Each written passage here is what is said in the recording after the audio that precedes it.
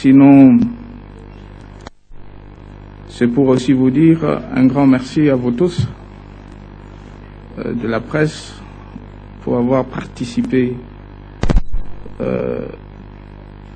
à ce sommet, et surtout pour la diffusion des images et le message tout au long de ce sommet de la francophonie ici à Kinshasa. J'aurai certainement d'autres commentaires après vos questions. Merci. Merci, Monsieur le Président. Nous allons passer maintenant à la phase questions-réponses. Il y a un micro de ses côtés et j'ai l'autre de ses côtés. Merci. Willy Kalingai, journaliste de la RDC Géopolis Magazine. Ma question s'adresse au président Diouf, secrétaire général.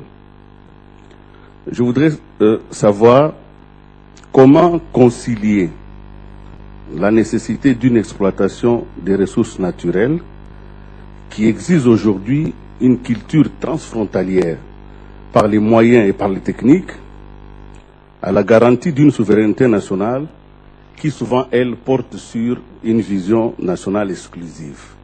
Est-ce qu'au niveau de la francophonie, on a pu faire cette différence-là? Sur le plan technique, sur le plan des moyens, les ressources naturelles ont traversé nos frontières. Mais sur le plan des droits, sur le plan de nos lois, nous possédons encore ces ressources sur les papiers. Et c'est ça souvent qui fait la guerre en Afrique. Avons-nous pensé à intégrer cette question-là de la possession exclusive des moyens juridiques à l'exigence internationale d'accès aux ressources naturelles? Merci. Veuillez synthétiser vos questions. Je ne sais pas si c'est une question d'ordre économique, d'ordre environnemental, ou d'ordre politique, ou d'ordre sécuritaire, mais tout ce que je peux dire, c'est que l'exploitation des ressources doit s'exercer dans le cadre de la souveraineté des États, qui doivent d'abord décider s'ils exploitent eux-mêmes les ressources et les transforment sur place, ou s'ils font une place à l'exportation des matières premières vers l'extérieur, tout en se préparant avec une formation adéquate de leur cadre, avec des investissements qu'il faut plus tard à exploiter et à transformer toutes leurs ressources sur place. Ça, c'est un problème évident. Et de toute façon, nous avons voté une résolution concernant la transparence des industries extractives et forestières, parce que nous voulons que les revenus tirés de ces différentes exploitations minières et forestières soient des revenus qui profitent au maximum aux pays propriétaires. Et nous avons, à cet égard, la conférence qu'on appelle l'initiative pour la transparence des industries extractives, à laquelle nous voulons que le plus grand nombre de nos pays puissent participer. Mais il ne faut pas tomber dans le pessimisme qui consiste à dire que quand nous avons ces ressources naturelles, ce sont des malédictions pour nous. Parce que à ce moment-là, tout le monde se précipite, tout le monde veut exploiter. Ici, il y a des problèmes de frontières, vous voyez, et c'est mondial, dans le monde entier. Vous voyez, chaque fois que vous voyez deux pays se disputer une île inhabitée, inhospitalière, on dit, ah oui, il y a une odeur de pétrole par là. Alors donc, ce sont ces questions-là. Mais je ne veux pas aller trop loin dans ce sens, parce que j'ai l'impression que votre question est un peu orientée concernant un sujet sur lequel nous nous sommes prononcés par une résolution particulièrement claire. Voilà ce que je peux dire, monsieur le Président. Merci, monsieur le secrétaire général. Madame. Je suis Mimi Ngumba Moulongo de Radio Okapi. Ma question, je l'adresse au président Joseph Kabila. J'aimerais connaître sa réaction par rapport à certains des discours entendus hier qui étaient orientés vers la question des droits de l'homme et celle de la démocratie. Merci.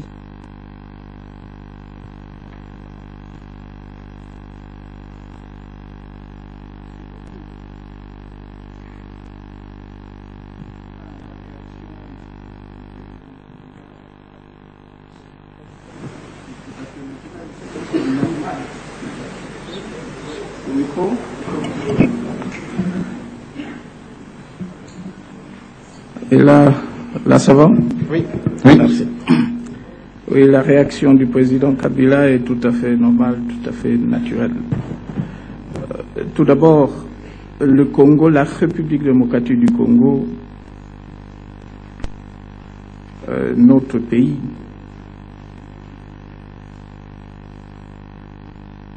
est fier de la démocratie exercée dans ce pays. La République démocratique du Congo n'est pas du tout complexée. Et par le niveau de démocratie, liberté ou la situation des droits de l'homme.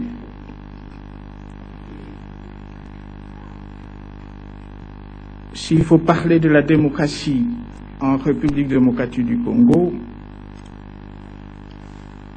alors il y a plusieurs points d'interrogation.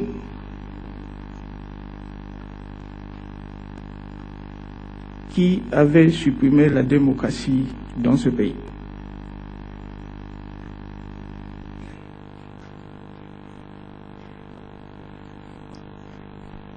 Deuxième question, qui avait rétabli la démocratie dans ce pays? Et troisième question, qui a peur de la démocratie en République démocratique du Congo?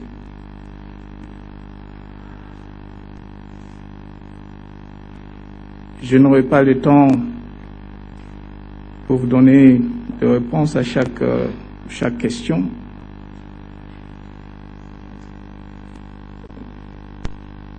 Mais nous pratiquons la démocratie dans ce pays par conviction.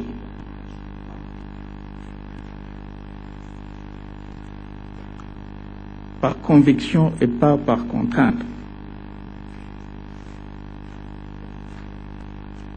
C'est notre choix. Et on est déterminé et nous pensons que on est sur la bonne voie.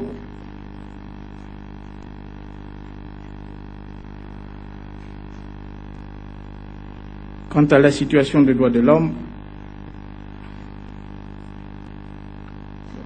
je n'ai pas grand-chose à dire.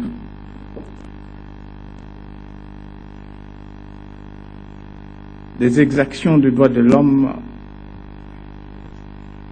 principalement à l'est du pays, sont dues à la guerre qui nous est imposée depuis maintenant 7 ou 8 mois dans les territoires de Rutshuru, dans plusieurs localités, Bunagana, Rumangabo, etc., etc. Si vous faites allusion à la situation des droits de l'homme sur toute l'étendue du territoire national, et je me répète, le Congo n'est pas du tout complexé. Et chaque fois qu'il y a eu des abus des droits de l'homme, des manquements graves, il y a eu les arrestations, ou soit un procès, ou plusieurs procès. Et actuellement, il y a un procès qui est en cours. Je n'aimerais pas évoquer ni parler de ça. Mais en gros, nous pensons que ce soit sur la question des droits de l'homme, démocratie, liberté, au-dessus de la bonne voie, on n'est pas du tout complexé. Merci, Monsieur le Président. Ces côtés-là, mademoiselle. Oui, tout au fond.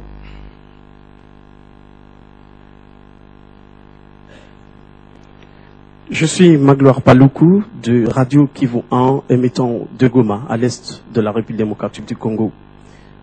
Ma question est adressée au secrétaire général de la francophonie. Excellence, je viens de parcourir la résolution sur la situation en République démocratique du Congo, donc la déclaration de Kinshasa. Je remarque que le Rwanda s'est réservé sur la condamnation de ceux qui commettent des exactions à l'est du pays. Est-ce que cette déclaration aura de valeur si le Rwanda s'est réservé sur 2 points essentiels, vous qui croyez à la volonté? Merci. Nous sommes un sommet composé d'États souverains. Nous essayons chaque fois d'obtenir des consensus et Monsieur le Président de la République démocratique du Congo l'a dit, nous avons réussi à obtenir des consensus sur tout le texte. Sur cette résolution, effectivement, nous avons obtenu un consensus sur l'ensemble de la résolution à l'exception de ces 2 articles. Tout État est souverain. Le Rwanda s'en est expliqué publiquement, en tout cas à huis clos, au cours de nos sessions, dit qu'elle ne pouvait pas souscrire à ces 2 articles, non pas pour des raisons de principe, mais pour des raisons de contexte liées aux efforts en cours au niveau de la conférence générale des Grands Lacs, qui privilégie plutôt le dialogue. Bien sûr, nous avons des normes et des principes. Moi, secrétaire général de la francophonie, quelques jours avant de venir ici, j'ai signé avec le président de la Cour pénale internationale un accord de coopération. Notre organisation est résolument engagée dans la lutte contre l'impunité. Donc il était impossible, par principe aussi de notre côté, il était impossible de ne pas laisser ces 2 articles en l'état. Mais encore une fois, je ne condamne personne, je ne critique personne, je considère simplement que chaque État est souverain et libre de ses choix et également de sa stratégie de négociation pour arriver à un résultat donné. Alors, je pense que vous devriez plutôt poser la question aux autorités rwandaises. Merci. Merci, Monsieur le secrétaire général. Il faut que la presse internationale, oui, il y a une question là.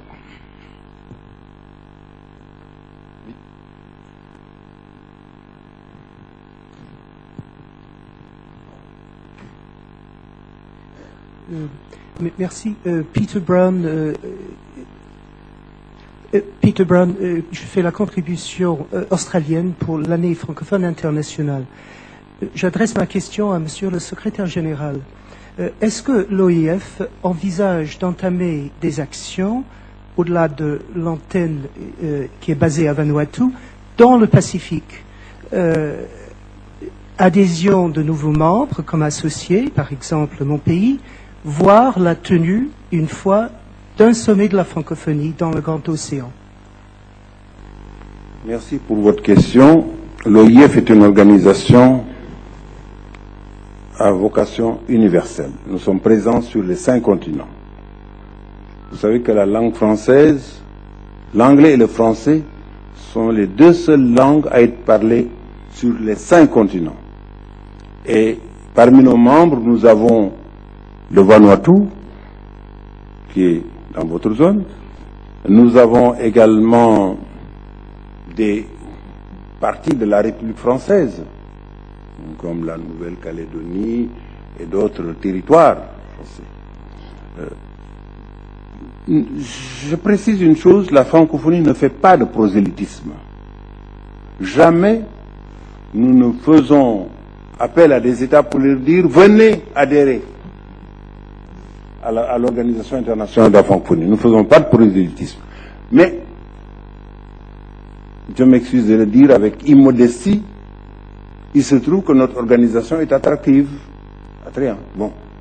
beaucoup de pays s'y intéressent. Nous avons encore eu des adhésions cette fois-ci et ce sont des choses qui sont examinées par les commissions compétentes de la façon la plus sérieuse. Il faut déposer les demandes au moins 6 mois avant le sommet. Les commissions se réunissent, ensuite ça passe au CPF, à la ministérielle avant de venir devant les chefs d'État. Dans le Pacifique, à part le fait que le Vanuatu est membre, nous avons essayé d'être observateurs au Forum du Pacifique. Nous pensons que nous avons un rôle à jouer là-bas, d'autant plus que notre homologue du Commonwealth, qui évidemment a beaucoup plus d'États membres de ce forum, y est déjà, et vous savez que nous avons une coopération exemplaire avec le Commonwealth. Nous voulons également avoir le statut d'observateur à l'ASEAN. Nous avons de très bons rapports avec l'Australie. Vous savez que j'ai reçu plusieurs fois des autorités australiennes.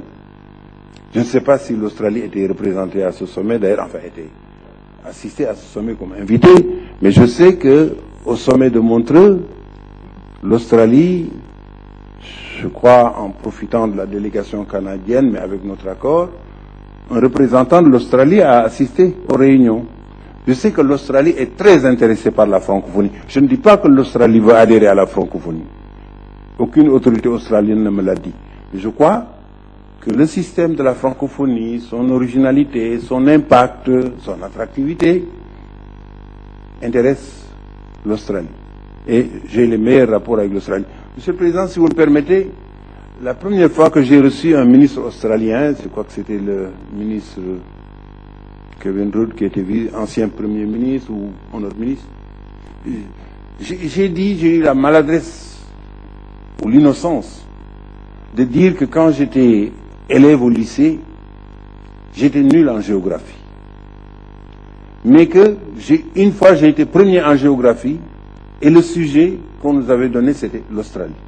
Alors, ils ont dit, mais vous êtes un Australien, venez chez nous.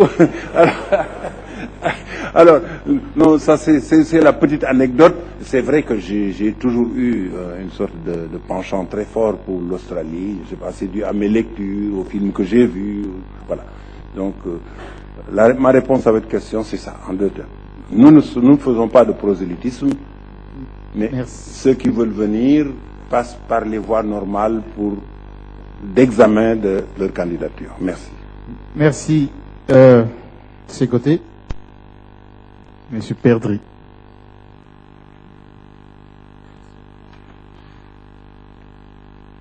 Ma question s'adresse au président Joseph Kabila, Philippe Perdry de Jeune Afrique. Le fait que les 2 articles aient été maintenus dans le projet de résolution sur la situation en République démocratique du Congo, malgré les réserves du Rwanda, est-ce que vous considérez cela comme une victoire diplomatique pour le Congo? Et puis j'ai une deuxième petite question adressée au secrétaire général de la francophonie, M. Abdou Diouf. Est-ce qu'il y a beaucoup de francophones au Qatar pour expliquer l'adhésion du Qatar à la francophonie? Merci.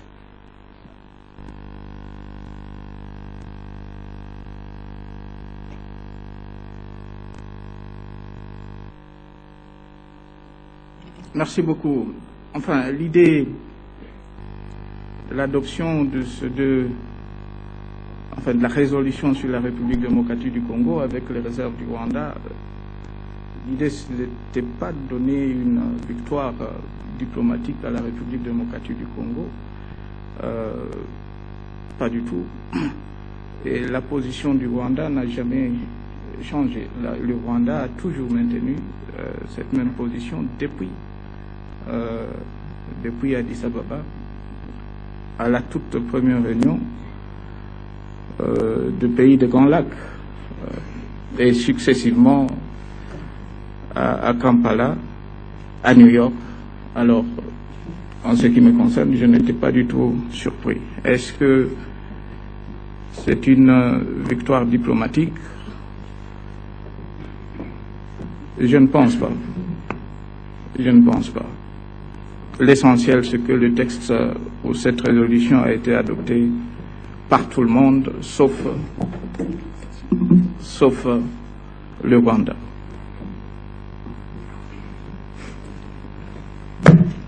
Oui, monsieur le secrétaire général. Oui, Le Qatar.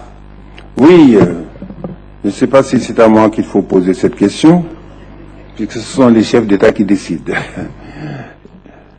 Non, non. Ce que je sais, c'est que il y a des francophones au Qatar, c'est sûr. Parmi les Qataris, les citoyens qataris, mais il y a beaucoup. Vous savez qu'au Qatar, il y a beaucoup plus de résidents que de citoyens du Qatar.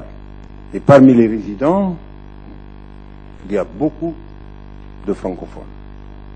En plus, le Qatar a une politique très volontariste de formation aux Français. Création de lycées, création d'une radio francophone. Peut-être bientôt Al Jazeera aura, me dit-on, une antenne en Afrique, peut-être au Sénégal. Je ne sais pas si le président Macky Sall est informé. Il y a beaucoup de signes qui montrent qu'il y a un volontarisme francophone dans l'apprentissage du français au Qatar. Cela dit, je ne peux pas entrer dans le secret des délibérations, mais la commission qui a examiné le dossier du Qatar, la commission qui a été saisie en premier lieu, a pris une certaine décision. Le Conseil permanent de la francophonie a adopté cette décision, puis ensuite il y a eu la ministérielle et le sommet des chefs d'État. Vous savez que nous avons 3 catégories de membres, les membres observateurs, les membres associés et les membres à part entière. Le Qatar a été admis comme membre associé. Je ne peux pas entrer dans le secret des délibérations maintenant. Merci, secrétaire général. De ce côté-là, on va prendre la dame.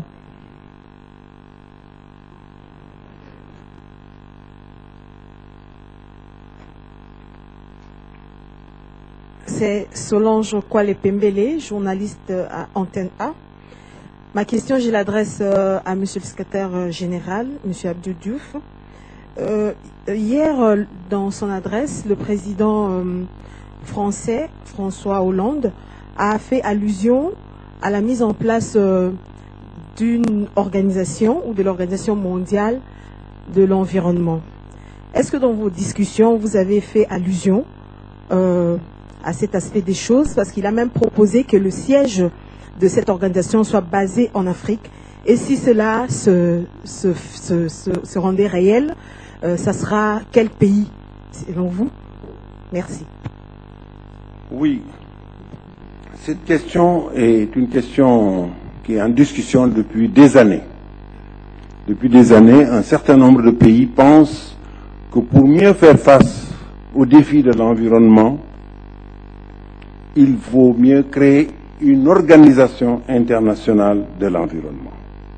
Mais d'autres pays disent qu'il y a trop d'organisations internationales et que le système actuel peut permettre de faire face à ces défis.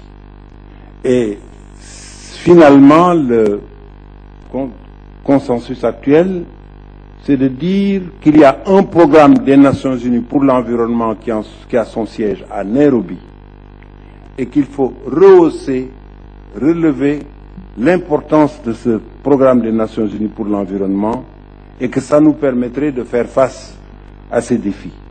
Mais ceux qui veulent une organisation mondiale d'environnement continueront le combat pour arriver à un consensus, mais d'ici là, voilà la solution de transition qui a été trouvée.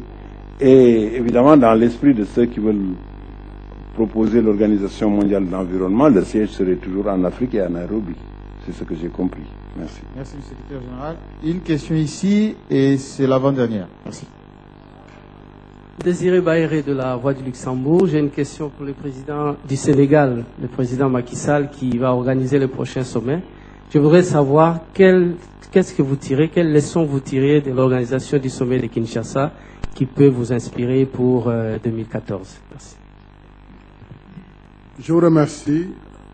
Je pense que j'ai appris à Kinshasa, en tout cas, la parfaite organisation matérielle, le site du sommet, mais aussi la fusion telle que l'a indiqué tout à l'heure le secrétaire général, la francophonie, la nécessaire fusion entre les équipes du secrétariat général et les équipes du pays hôte.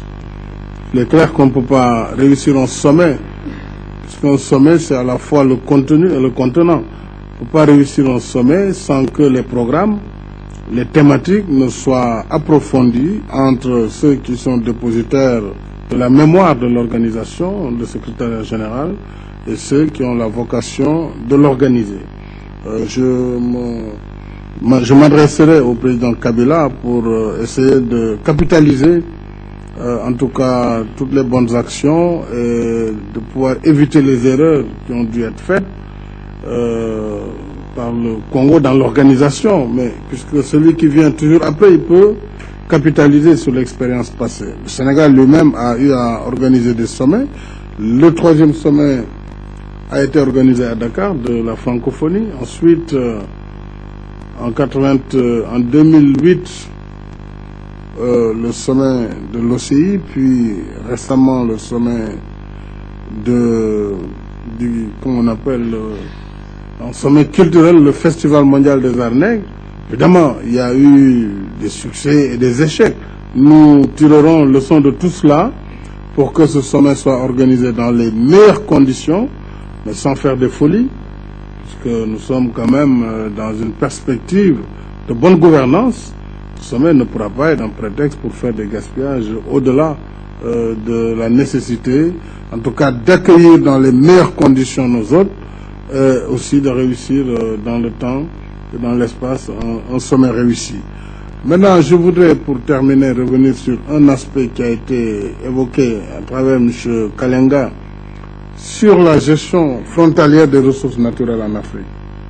Je pense que le président Abdou Diouf a donné l'exemple dans ce qu'on appelle la zone de partage entre le Sénégal et la Guinée-Bissau, où il y avait des ressources pétrolières, du pétrole lourd précisément découvert dans la zone frontalière exactement. Et le tracé historique et colonial, évidemment, passe entre ce qui a été considéré comme le minerai.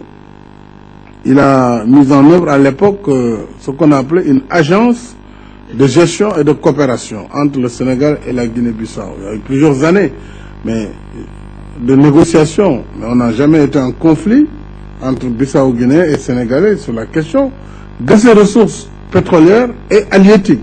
Une clé de répartition a été trouvée, tant pour les ressources pétrolières que pour les ressources halieutiques. Donc je pense que là, c'est un exemple qui pourrait éviter de constater certaines guerres en Afrique du simple fait de la présence de minéralisation.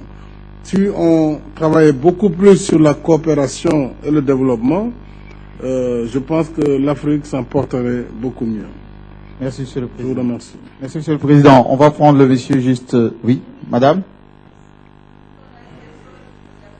Merci beaucoup. Ouseni Ilboudo de l'Observateur Palga Burkina Faso. Ma question s'adresse à la ministre française chargée de la francophonie. Depuis plusieurs jours, on assiste à une sorte de petit jeu du chat français qui pourchasse la souris congolaise au sujet des droits de l'homme, de la démocratie, de la reconnaissance de l'opposition. Ça s'est poursuivi pendant le sommet. Alors, à l'issue de ce 14e sommet, est-ce qu'on peut dire que les positions entre la France et la RDC se sont quelque peu rapprochées? Merci. Merci de votre question. Alors, je pense que il n'y a pas eu de jeu de petites souris ou de gros chats. Non. Je crois que, encore une fois,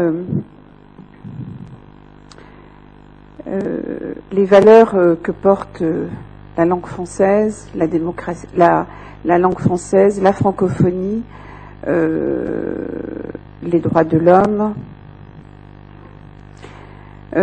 font partie intégrante de la francophonie.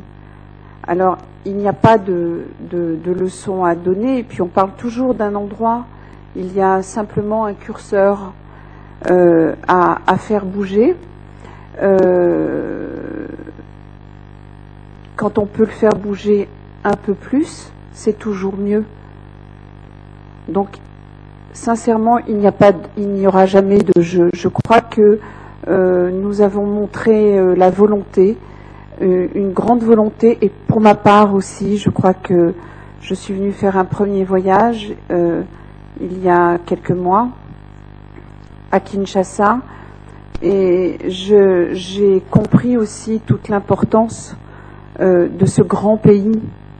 Ben voilà, c'est un immense pays, et avec une jeune démocratie, et si on peut apporter un peu plus, surtout sur la question des droits de l'homme, mais ce pays, je ne vais pas dire plus grand parce qu'il est déjà très grand, sera beaucoup plus fort. Merci. Merci beaucoup. Monsieur le Président, Monsieur le Secrétaire Général, Madame la Ministre, merci beaucoup pour toutes les réponses. Je voudrais remercier les confrères d'avoir participé activement à cette conférence qui clôture donc ces 14e semaines de la francophonie ici à Kinshasa. Et au plaisir de vous retrouver à Kinshasa. Faites-en bon usage. À très bientôt. Et restez assis, s'il vous plaît, avant que leur Excellence se déplace. Restez assis. Eh bien, merci, amis téléspectateurs. J'étais en train de vous dire à l'ouverture, justement, de ce reportage en direct, animé conjointement, collégialement, par le président de la République démocratique du Congo, Joseph Kabila Kabange, le président sénégalais, Macky Sall, le secrétaire général de l'Organisation internationale de la francophonie, Abdou Diouf, mais aussi Madame Bendigui, qui est ministre de la francophonie. Ce point de presse a tiré sur beaucoup de questions, et là, je suis en train de solliciter l'intervention de Fossa Tombissa. Fossa Tombissa, tous les points ont été abordés, sans tabou. Je dois vous avouer que même la question la plus épineuse a été posée. Et vous voulez dire la question la plus épineuse, c'est la question sur les droits de l'homme. Oui, on a fait une fixation sur les droits de l'homme, encore que jusqu'à ce jour, on a l'impression que les droits de l'homme ont été enfermés tout simplement dans un prisme politique, mais les droits sont variés, et même le président français a beaucoup condamné ce qui arrive aux femmes et aux enfants dans la partie de l'Est, parce que les femmes aussi ont des droits, mais généralement souvent on tourne souvent autour des problèmes qui surviennent dans le monde politique. Mais enfin, il me semble que la ministre française, en répondant à cette question, voulait tout simplement dire que bon, c'est un secteur où la RDC, en étant davantage attentive, pourrait débloquer des énergies en faveur de son développement. C'est ce que l'on croit, qu'on a compris. Et le président de la République a dit que la République n'était pas complexée, mais il pense qu'on est en bonne voie. C'est un processus.